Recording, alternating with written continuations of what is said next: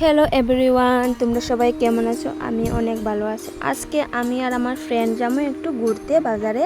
And আজকে হলো ফিরারত। আমার ভিডিওটা আপলোড করতে করতে একটু লেট হয়ে গেছে, সরি এভরিওয়ান। অ্যান্ড আমি ফিরারতে ঘরে আসার পর আমার একটু অসুস্থ হয়ে পড়ছিলাম, তার জন্য ভিডিওটা আপলোড করতে একটু লেট হয়ে গেছে, সরি এভরিওয়ান। অ্যান্ড একটু করে রথ আয়া পড়বো। অ্যান্ড রথের মধ্যে একটু বৃষ্টি দিছিল, তাই আমি ভিডিওটা আপলোড করতে করতে একটু লেট হয়ে গেছে, সরি। অ্যান্ড আমার চ্যানেলটিকে সাবস্ক্রাইব করবেন, লাইক করবেন এবং কমেন্ট করবেন। অ্যান্ড সবাই আমার চ্যানেলটিকে দেখবেন, ভিডিওটি দেখবেন। অ্যান্ড আমরা রথ টানার পরে একটু পরে মন্দিরের ভিতরে রথটা ঢুকে পড়বো। রথটা টানার পরে তারপরে আমরা এদিকে রথ টানার পরে এখানে কালী মন্দিরের ভিতরে প্রবেশ করবে। তারপরে আমরা এখান থেকে প্রসাদ লইমু। প্রসাদটা লবার পরে তারপরে আমরা মন্দিরের ভিতরে গিয়ে কালীমার কাছে প্রণাম করব। তারপরে আমরা ধূপকাঠি মোমবাতি, আমি আর আমার ফ্রেন্ড ধূপকাঠি মোমবাতি জ্বালামু। তারপরে একটু কেকের দোকানে যামু, কেক লইমু, তারপরে আমরা বাড়ি চলে যাবো। তোমরা আমরা ভিডিওটা ফুল দেখবে এবং আমার ভিডিওটাকে লাইক করবেন, কমেন্ট করবেন এবং সাবস্ক্রাইব করবেন। এই দেখো ফল তোমরা তো সবাই জানো রথের মধ্যে ফল এরকমই দেয়।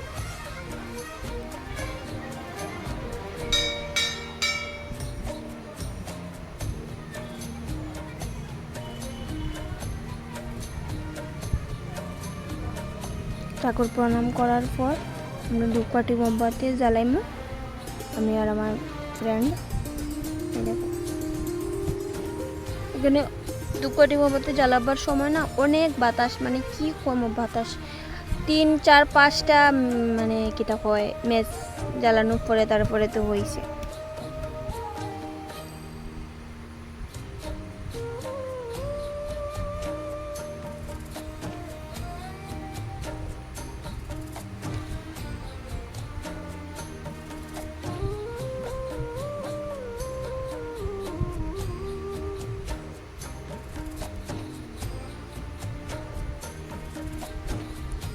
বান্ধবী জ্বালাইতেছে উপরে আর আমি জ্বালাইতেছি নিচে, এটা নিচে জ্বালাইতেছি। কিন্তু উপরে তো বাতাস দিয়ে ফটো নিপা যাবো, নিচে একসাথে সবটি দিলে মানে বাতাসে হইতো না, নিপতো না।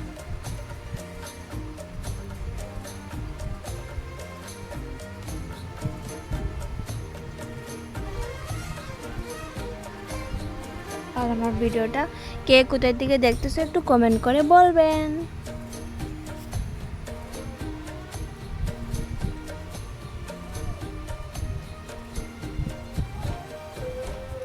এখন আমার বান্ধবী যাব কেক লইতে, যাইতেছে তাই। Thank you for watching. আবার দেখা হবে নতুন একটা ব্লগ নিয়ে। Tata, bye by.